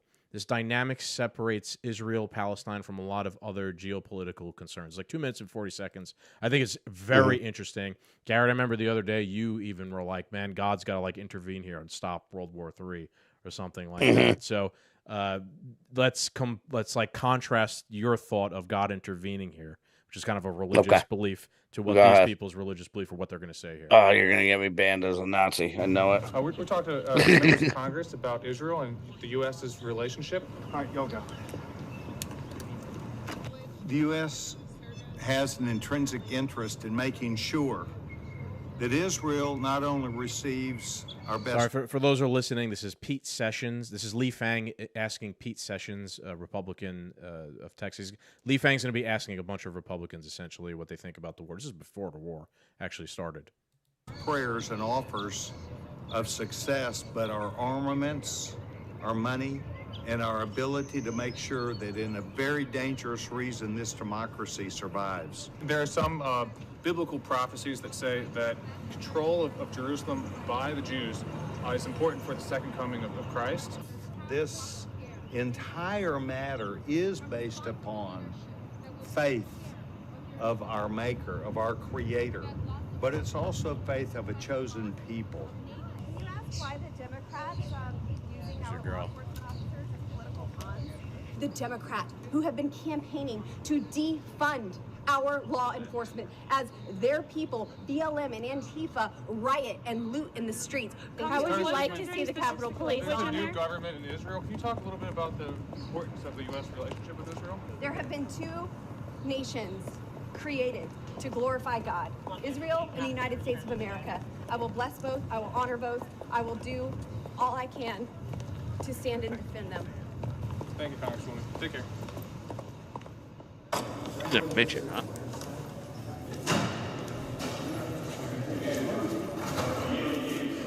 Garen, do you have a quick second? Sure, man. Do you think there's a role of religious extremism here in the U.S. funding and shaping the conflict? I mean, there are a lot of folks who are part of the evangelical movement that want Support Israel. support Israel, and we don't really kind of see that same kind of constituent group pushing the other way. Yeah, I wouldn't label the Baptist or the evangelical community as extreme because I feel like they're following the Scripture and what the Scripture says about Israel. Those who bless Israel will be blessed. I mean, they take it literal, and I'm one of those people. You know, there's some Christian Zionists that do believe in some of these biblical prophecies, and they're very controversial even within the Christian Zionist evangelical community. Yeah, and believing in Armageddon, that there will be a final battle around Jerusalem, and that after that battle, you know, there's a judgment day. Jews will be killed or converted. Jesus will come back. There's going to be a rapture event. What do you think about those kind of prophecies? I believe Jesus will come back, and I'm going to be on his side. So I watched this yesterday. This was interesting. Those were also for those who were listening. Those were all Republican. Lauren Boebert, a couple Republican, Congress people there. And then when I saw this, I tweeted, I'm like, yeah, it is a religious war, just not for the side you thought it was, right? I don't know. What do you guys think about that? Do you think there is more to that, perhaps, than is being covered here? That there is a religious aspect to the unwavering support of Israel because some Christians think, well, this is how we get you guys ever read Revelation? Right, like there's supposed to be this war at the end, and the Antichrist, and that's how Jesus comes back, and all this shit, and it's around Israel. Garrett, I know you're smiling over there. What do you guys think about this? Stevie, you go. I'm gonna get in trouble. It's at the end. I can maybe just cut it out if anything. But go ahead, Steve. Why not? Go ahead, buddy. Yeah, go ahead, Stephen. Go ahead. He's biting his tongue so bad. Oh, so bad. Come on, there's a way to talk about this without sounding bigoted. To be honest with you, we're not. Being I'm not. Here, I'm not trying to sound bigoted or whatsoever, but like, I think they're looking too much into it. I think if he's trying to ask about like, real biblical issues, like almost like prophecy shit, like that's not realistic here. I understand that when it boils down to everything, people fighting on the behalf of religion are going to go balls to the wall. They're going to go balls to the wall more than they will for their own country. And they're willing to strap bombs to themselves and run into scenarios where they detonate themselves in order to meet their maker. When you bring religion into a combat scenario, almost like the Crusades, crazy shit happens, and the only result is just ultimate death. I'm sorry. Like they're going all the way. Like there's no way. I mean, but when you're talking about like the revelations and the prophecies and the second coming of Jesus, I really can't relate to that, because when I look at this whole scenario of Israel and Gaza and the Muslims and everything, I'm not looking at it from that perspective. I'm looking at it as like we are on the precipice of like this ash falling from the sky. You're looking at it from a tactical X's and O's policy point of view. Yes, I'm looking at it as a realistic thing, like where there's real human lives. I'm not looking at this from a book or from the Quran. So am I. The point but that's trying, me. Yes, so am I. That's just me. Right, so am I. There's policy that's led to this, poor policy, yes, militarism, and things like that. My point is, these guys don't seem to be looking at it that way. These guys seem to be looking at it in a religious way. And I go back to what I said before. Which is, like I said, it's scary. Scary. Once you bring religion to it, it gets frightening. And it's scary and it's dangerous, and it's these same people who are selling it to you as the other side is looking at it as a religious, extremist, fundamentalist. They're trying to make the Palestinians out to want to eradicate Jews because Jews are not Muslims and they want to get rid of them, etc. When I look at it as more of like a territorial dispute. This was my land. This was your land. It's almost above or beyond religion beef. But it seems like the people pushing the buttons over here, it does seem to, not that it's a religion beef for them, but it seems to be a religious belief of like, well, if we kind of nudge foreign policy in this direction, it could fulfill my religious beliefs or that final chapter of Revelation, which I want to happen, because I'm, evangelical Christian or whatever. That's kind of weird to me as someone who's been raised Christian. Like, I don't know if I'd be, like, I've read it.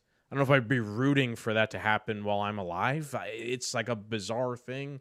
And then for you to be in government and like, Lee Fang does a fucking phenomenal job here at getting that out of them on a very like a very respectful way. Very he does a really good job at getting that out of them without seeming combative towards them somehow, which I think is why he was able to get out of them. But it's he just asked them in a polite manner, way, almost like, "Hey, how do you feel about that?" Yeah, exactly. So when you're asking someone a question in a manner where you're not threatening or trying to overpower them, and they're going to almost give you their honest opinion. They were very forthcoming. Yeah, so like, of course. You're like, oh, shit. Yep.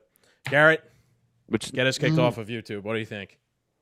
No, I can't do it. I'm not doing it. I'm not. All right. I'll do as best as I can. Come on. Okay. You put those brains. I know you got some brains in there. You're taking a lot of shots to the head, but come on. I know, but I still fire back pretty quick with my mouth, so it's pretty good. So I think there's a lot of things going on. I think that is one of the biggest things, and I know we have different thought processes on this whole thing. You guys are looking at tactical, but there is good and evil going on in this world right now. As we're seeing every day, whether some of the propaganda and the atrocities are real or fake or etc., what it is. I don't think there should be a war anywhere. I don't think we should be the police state of anything, right? That's my position on everything, especially between these two. If you want to fucking fight it out, they've been wanting to wipe each other off the planet their whole entire existence. Let them fight it out, mano a mano. Everybody else stay the fuck out of it. But then you get religion in here, right? So now they're religion. And like, why is it our job, to support everybody? Oh, we got to support you. Oh, we got to support. Nobody supports us. Anytime there's a fucking hurricane, who sends us? We are the world. Do they have any of the Jerry Lewis telethons for people like us, for our country ever? I remember when COVID started, I remember a Russian plane landing in Washington full of masks. Because we were low on our supply of last. So you're asking, when there's an emergency, like who actually comes and helps Americans? I remember Vladimir Putin actually in 2020 sending some help of some extra spare masks that they could spare from Russia, who we've now made out to be the worst guy in the world. Now, I'm being a little tongue in cheek, but go ahead. No, exactly. But for 99% of the thing, what do? As soon as there's an avalanche in Nepal, everybody in America sends money over there. How many times? Nobody's coming to help us. Nobody can afford to help us. Like we were talking about NATO and everything. If we got out of that, poof, it's gone. If we get out of the WHO, poof, it's gone. So we have false friends as I look at it. It's not like nobody really likes us. They just hang out with us because we buy them cool cars and shit, and we hang out with it. Is it's like you're the ultimate cuck because you're the one with the money and everybody's feeding off you, right?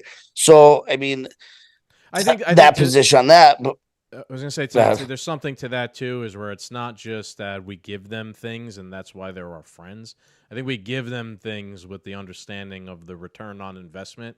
The return on investment would be like, you do what we say, right? And if you step out of line, Muammar Gaddafi, you get a knife up the fucking ass. Gaddafi. You step out of line, Saddam Hussein, you get hung in Baghdad. You know what I mean? So, and those were two guys who were on our side at one point or another, and they went against us. And look what happened. Everybody was on our side at one point or another, and vice versa. They were until they decided you lose your to get off the petrodollar.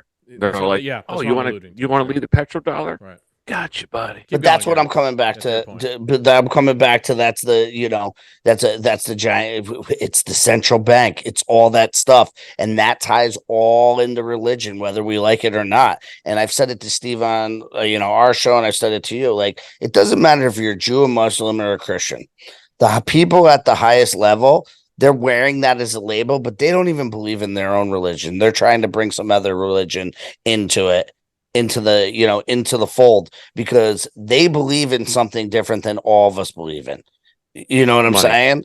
So, well, it's money. It's but if you want to get kooky and everything else, I agree with the premise. But you know what I'm saying? I was thinking the other day, I'm like, my God, like the evangelical Christians who are like, glass Palestine. That doesn't sound like something Jesus would have said. I'm not a religious person, but I think I tweeted, I was like, and then Jesus said, turn Rome into glass for what they've done to my people. I don't know. He never fucking said that. He was a forgiving person that was trying to change things a different way. So, yeah, I agree with that sentiment, definitely, that they don't seem to, these things that they at least, talk about, don't seem to actually be real followers. But they're trying to portray. And I think it comes back to everything I said. Like, I'm for the Russian people. I'm for the Palestinian people. I'm for the Jewish people. I'm for the American people. I'm for the people. It's the government who keeps fucking it up. It's the governments that are at the top that keep fucking it up. We wouldn't have all our problems are man-made on our end for the most part, right? But those religious wars that they've been fighting on that side, we should not be getting involved with it, even though as Christians, we're supposed to support the Jews. But the Jews call us goyim and look at us like livestock, and then they call us this, and then you could get into that whole thing where now the Muslims say this about this one, and it's like they're all reading from the same book. They just interpret it a different way, Yeah. And I think that's the biggest problem is my way's right, your way's right, this way's right. Like, if you are, I have Muslim friends that are very peaceful, loving people, and they're very principled and everything else, and they're very good people. I have Jewish friends the same thing. I have Christian friends the same way. So I feel like if we're really supposed to be following our religion, we should be a lot nicer to each other than what we're portraying on the global scale. 100% agree. It's insane. It's fucking insanity right now. It drives me insane that this is going on and people's eyes aren't open to it. And why can't we just be good fucking people? I agree with that. So is your assessment it's crazy. That they're not? So your assessment is it's a facade, like what they say their belief is. You don't think like these people who are saying this video before that they believe in, or they're trying to bring about essentially Armageddon, right? Because I think those people at that level are being used as pawns to a certain extent, but I think people at the highest levels of things aren't. They say they're Christians, but they're not really Christians. The Muslims say they're the top Muslims, but they're not really Muslims. The same thing with the Jews. Like, I think, once like everything else, you get to a certain level, they're just controlling you with those things. Fair enough. Trying to be the puppet master of things. I think that this religious line of thinking by some Republicans, especially Congress people, can maybe explain the lack of principle around America first on this issue, right? Like, when I think about things, look, I'm a weird religious person, right? But I don't know if that's all real or not. I can't prove it myself. So when I like in terms of like what are we going to do in the real world? America first, not Catholicism first or any other thing first. What I know is tangible and real is human beings living in America. But when you're like this level of religiosity or whatever you want to call it, like it's more so like the Bible is first, and like whatever I have to do to like fulfill the Bible, if I could pull a lever here or there to like do that, like they're so convinced like they're putting that first in front of America first, even though they're saying they're America first. Like how could you be America first, but then be like, well, first we have to fulfill the premonition of the Bible first. I agree with you mostly. And the tangible thing, like what's in front of me. But, that's the thing about faith. And I think more as you get into faith, because I think all of us struggle with this at one point of our lives or another. When the real world's getting crazy and it's getting hectic, where do you look? To religion. To God. To your God, to your belief. Whether you see it. To believe, I do think. Some aren't, because there's atheists out there, right? They're the most religious people that there's exist. I know, it's crazy. There's no atheist in a foxhole. Telling you right now. There's no atheist in the battlefield. I've had this argument so many times on Twitter with atheists. No, but you know what I'm saying? God forbid you challenge the fact that they're an atheist. Guess what they do? They are more offended than the Catholic who gets their belief system challenged. Why? Because it's a religion. Because humans can't not worship something. They have to worship something. It's part of our DNA.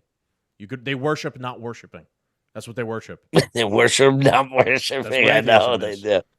But I mean, like, but when all shit hits the fan, where do you look? Up. So, it's tough for some people not to lead by their faith, especially if they've had experiences where faith was, because we've all had those aha moments, right? I'm not extremely religious, but I am very open-minded to a lot of things. But we've all been in that moment where like I should have been dead, or this happened, or something happened, and that had to be some divine intervention. Like, we've all had that experience in our life. I mean, we all have kids, so you get to see the miracle of life. You're like, wait, that came out of my balls? Like, how did that even happen? You know what I'm saying? Like, now they're crazy little humans running around. So there's things that you can't explain, and sometimes you do just have to have that blind faith. Now, it's not good to just be blind to the reality of the situation, but I think some of your faith is also, like you were saying with the Libertarian Party, is like principled, right? So some people's faith makes them more principled in their decision making. So I think it's just a necessary good or evil, depending on what religion you're following. And I'm not saying which ones are good or evil. I'm just saying in general. But I think it is just it's another variable that we have to take into every decision that most people make, because like you said, we're built to worship, we're built to do this, we're built to do that, we're hardwired to do that. So it's something that's just in the conversation that's going to be there no matter what. Fair enough. Steven, any other thoughts on our religious discussion here? Wasn't planning on this, but go ahead. No, I'm not even going to touch that shit. Do we want to wrap it up with tweets of the week? Can we? Fuck yeah, man. Let's wrap it up in 10 minutes. That's it, max, for tweets of the week. Yeah, God, my wife's gonna fucking kill me. Too bad. You're such a puss. Shut up. Because I got shit to do. Oh, you? No, the other guy. All right, let's do it. I barely got a fucking word in this whole fucking conversation. All right. This is my first tweet of the week, and it's not political in any way whatsoever. It's just fucking crazy. This is from someone called Birdbath. Birdbath goes, my ex once texted me saying she found the brutal fetish porn folder on my laptop and that we needed to talk. I replied with that gif of Michael Jackson eating popcorn. She knew that meant I was dissociating, and Michael represented my detached psyche. The place I go in my head as a trauma response from growing up with an abusive alcoholic father. She was the only person who ever truly understood me. We talked it out, and we actually became closer than ever. But a year later, she decided she's a lesbian, got a dyke haircut, tattoos, the whole 9 yards, and that was that. Part of me suspects she only did all that because she saw it as the only way to break things off between us without me unleashing the full extent of my wrath upon her. Women, LOL. I do want to kill her. This was crazy. This was going viral the other day. This was worthy.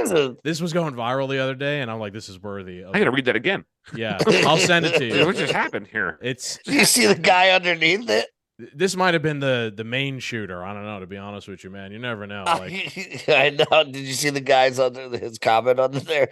Thanks. Been stumped about my wedding vows for weeks. Yeah, someone actually posted the Michael Jackson eating popcorn.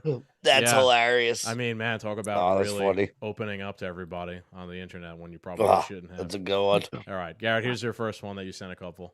I'll let you read them. Was that I just tweet? Like this. No, it's not. It's Babylon B. No, I'm saying the one we just read. Was that real? Yeah, that was real. Yes. Yeah. There's people out there. There's people out there like that shit. What the? All right, Garrett chose the Babylon B. Smoke rises over Capitol, indicating Congress has resumed setting taxpayers' money on fire. That is pretty clever. Love I'd it. say by the Babylon B. I do. Babylon B is good. We were better. Make some funny shit. We were better off when they were in gridlock than we are now with MAGA Mike Johnson in charge. Now we get back to we get back to the business of ruining everything. We get back to money burning, dude. Just like that. Yep. It's like getting a new pope. Yeah. The white smoke. What? This one is from Thomas Massey. He says, "Good morning from the foothills, fellow Appalachians. We should still be in Mordor selecting our speaker, but I don't mind 36 hours in the Shire." I really appreciated the Lord of the Rings reference from Thomas Massey. He's referring to Washington, D.C. as Mordor and the Appalachians. Oh, yeah, he's a dork like you. Yes, he is. And he gets it, you know what I mean? And it's good, though. Look at that. I really like this guy. It is beautiful. I really like this guy. He is like a farmer. He's a genius. He's a genius. He's like a farmer, you know, on his free time as well. I love when he was like talking shit in one of the things, and they're like, "Are you a doctor?" He's like, "Well, I know I'm not a doctor with my degree from MIT and Harvard or like some shit," and he just fucking rattles off, and we're like, "Oh, he just made you look so stupid." He's awesome. Okay, so this is you can never lose on these, you bro. Can't. So it's funny because you sent this. I'm like, oh man, I can't see Joe from Jers because she blocked me. Literally, she blocked me. I got it from somebody else. Yeah, you no, did. I know. I got it from somebody else. I did my background for you, buddy. Go ahead, Gary. I'll let you read it. You want me to read? Okay, so these are JoJo from Jersey. Everybody knows what an asshat she is, right? So this is from January 3rd, 2019. Trump essentially stole the presidency. Then 8/21/22. I'm so fucking sick of election deniers. Boom, hypocrisy. Right there. Let's go to tweet number 2.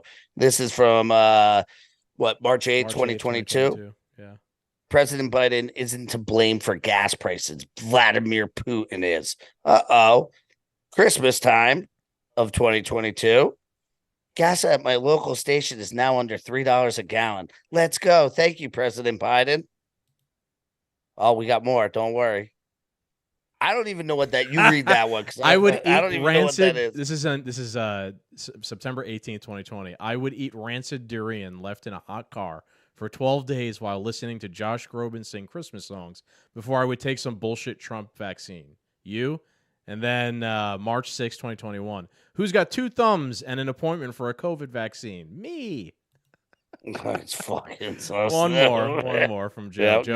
Joe goes, Republicans don't just condone violence against their enemies. They encourage it.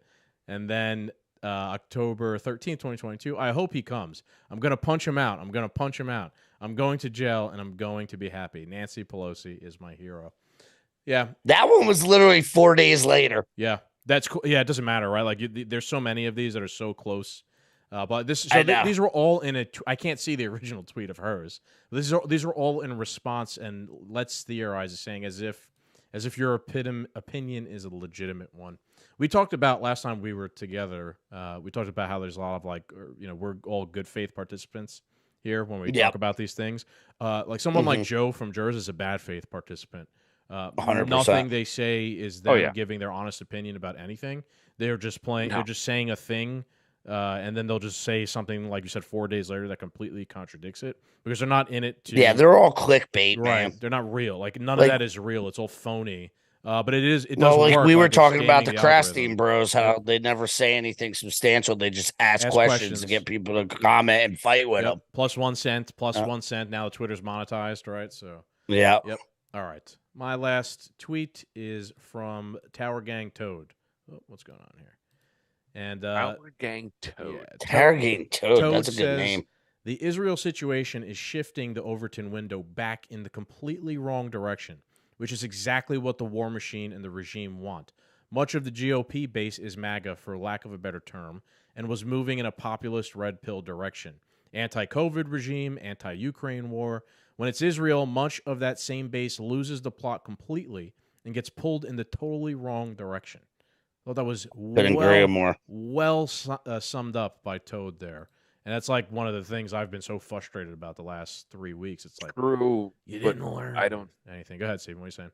True. I was going to say, very true statement about how we're so anti-war when it comes to, Ukraine and other things, and then we're pro for Israel. But I don't think real, true Republicans, or probably more independent or libertarian, are for Israel either. So I don't. This is kind of hit or miss. Well, he's referencing MAGA. He said, for lack of a better term. Yeah, and again, it's generalizing, right? But I think. Well, I think generalizing. He's right to an extent. We're all MAGA because we want to make America great again. Doesn't mean that we want Donald Trump. We just want our country to be great again, right? So at some existence, we're all MAGA, right? So I agree 100%. But I'm one of these MAGA base, I guess you would say, that like I'm like, as soon as I saw this, I'm like, oh, they're doing their 9/11. Oh, they're doing this. Like, here we go. I didn't fall for your bullshit. Like, I understand what this propaganda is. I understand what they're doing. Once you see the playbook, it's just like me, you, Cap have talked about it. It's like, we've seen this shit 1,000 times.